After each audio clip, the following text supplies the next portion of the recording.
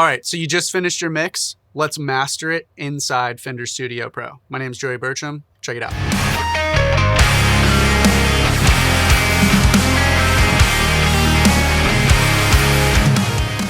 If you're not familiar with mastering, mastering is essentially the final stop for your song or your EP or your album. It's the stage where all of the levels are set correctly, volume is set correctly, it's EQ'd, it's evened out, and it's ready to be sent off to streaming services or put on physical media. This is the part about Fender Studio Pro that is honestly the coolest part about mastering in Fender Studio Pro. So we are in the mix session currently. And what I'm gonna do, we've decided that the mix is good. We're gonna come up to session. We're gonna add to project. Now, we're gonna name the project Fender Studio Pro Riff. And I'm gonna set the sample rate to 48. You can set it to whatever you want, but it was recorded at 48 kilohertz. And we're gonna hit OK. So now we are in the mastering page of Fender Studio Pro. We have the option to select the track that we wanted to add. We hit OK. And now it is exporting our mix to be imported into the mastering page. Now, from our mix, we have bounced from the mixing session into this mastering session. And what's really cool is that those two sessions are now linked. So if we go back into our mix session, we can do any tweaks that we need to, and we can quickly update to this mastering file and rebounce our mix right directly into this mastering session by updating the mastering file.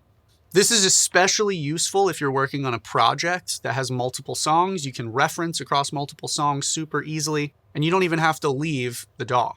We can set the regions for each bounce. Each song will show up right here. If I need to go back and make an edit, I can click this wrench, and here we are, we're back in the mix session. All I do is come to session, update mastering file, and any tweak that I make will automatically be updated into the mastering file. We have a set of inserts right here for each song that is uploaded into this mastering file. So I'm going to do a similar chain to what we had before. I'm going to open up Pro EQ. So I'm going to open up a mastering chain that I like to use. I'm going to do an EQ, compressor, a little bit of saturation, and some limiting. And I'm going to do some multi-band compression. All right, so I'm going to turn all of these off except for the limiter. We're going to just kind of see what our transients are doing.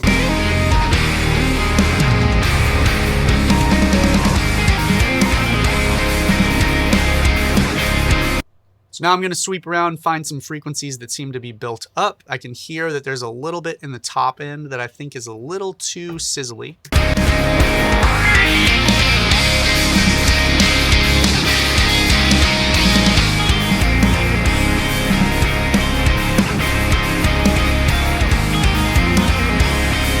A little bit right there at 4K, and maybe some mud down here.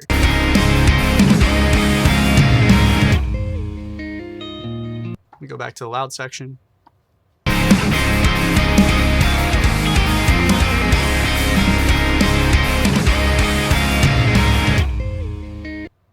Maybe pull just a little bit more top end out.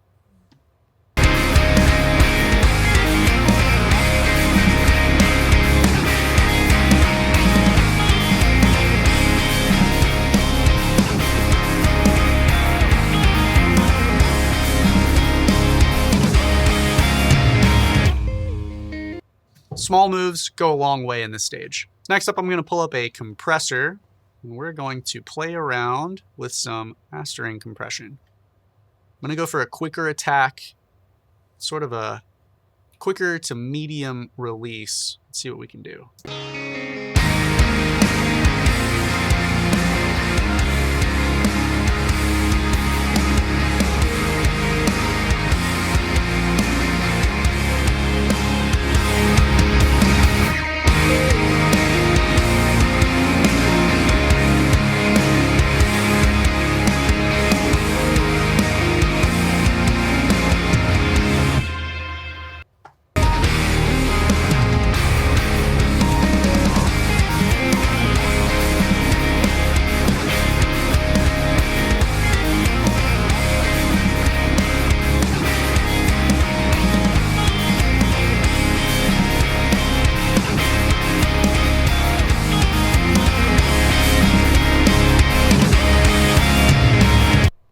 I like to be a little heavy-handed with compression just because I like my songs to slam.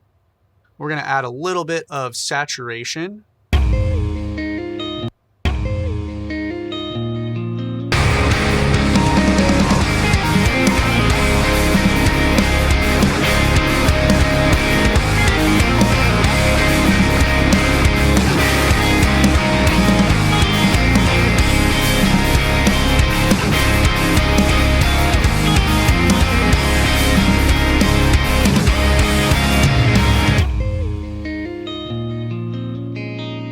I like using red light distortion and other saturation plugins to kind of add a little bit of character to the sound and even out some frequencies. You'll notice that it really evens out the high end, kind of cleans up the low mids, just kind of makes it sound a little bit more appealing, but a little bit goes a long way.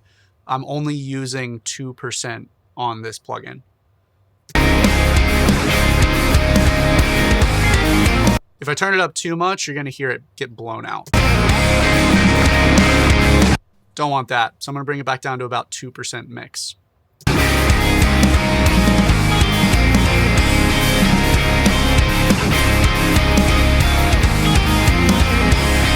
Just adding a little bit of weight. Next up, we're going to move to multi-band dynamics, and I'm going to use this for the overall final tone shaping.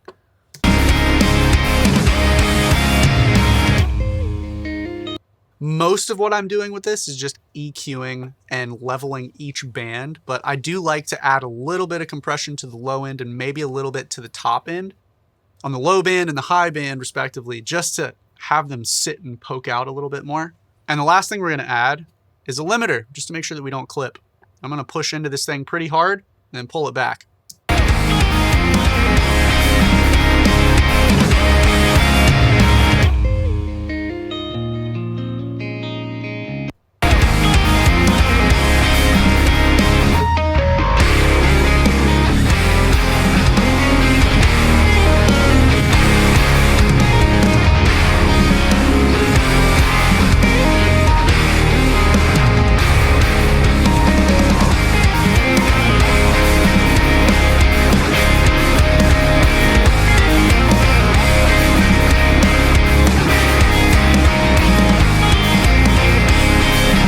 Once I've hit the limiter, I'm going to do a little bit of tweaking to the chain. I think I'm going to pull the low end and the low mids down just a hair because it's pushing them a little too hard.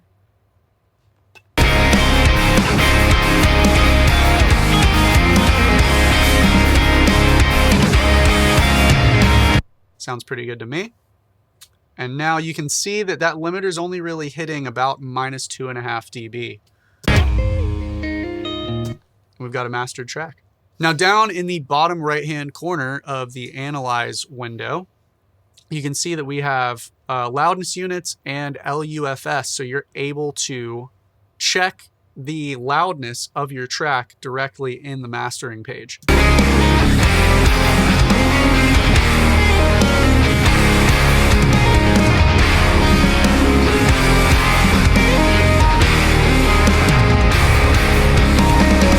So we can see here that I'm hitting about minus 9.8 LUFS. Typical Spotify normalization is around -14, I believe, and YouTube is -10. Each streaming service has its own normalization level. I like to master and mix so that it sounds the best that it can be, and then hopefully each streaming service will turn down to match whatever its normalization loudness is. I don't like using those numbers as a guideline, as a rule for me. I like mixing and mastering so that my song sounds the best, and then I let the streaming services turn my mix down to what it needs to be normalized to. There really is so much to cover in Fender Studio Pro. I feel like I've barely scratched the surface. But the main thing is get creative, have fun, and try new things. Thanks so much for watching.